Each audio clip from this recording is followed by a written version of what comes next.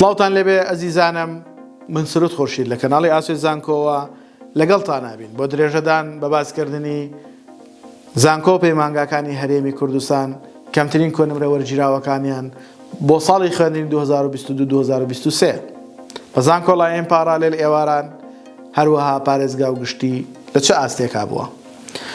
لە بەرداوامی ڤیدۆکانمان لەسەر زانکۆی زاخۆ باسی کۆلێژێکی نوێ بۆ ئێوەی خۆشەویست دەکەین کە ئەویش بریتە لە کۆلێژی پەروەردە.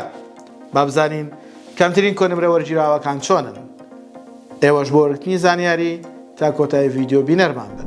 یەکەم بەشمان لە کۆلێژی پەروەردەی زانکۆی زاخۆ بریتە لە بەشی جوگرافیا کە لە خەکانی زانستی وێژەی وەرەگرێت 63.9 زانکۆڵایەنی پارێزگایە و گشتێکەی 73.9.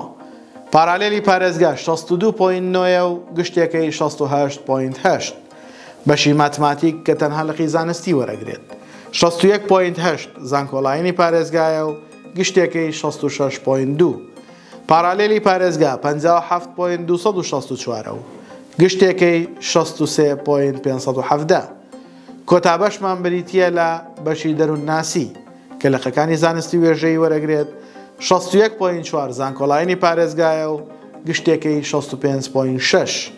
پارالێلی پارێزگا 61.4 و گشتێکەی 65.2. خۆشەویستانم، ئەوەی کە باسمان کرد بریتی بوو لە کەمترین کۆنمرە وەرگیراوەکانی کۆلێژی پەروەردە لە زانکۆی زاخۆ. بە هیوای ئەوەی جێگای سود و ڕەزامەندیتان بێت و بتوانن لە کاتی پڕکردنەوەی فۆرمی زانکۆڵایەن سوودی لێ ببینن.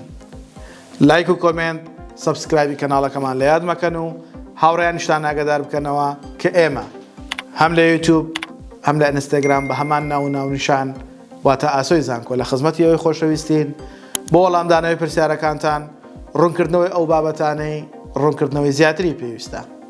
بە هیوای سەرکەوتنتان.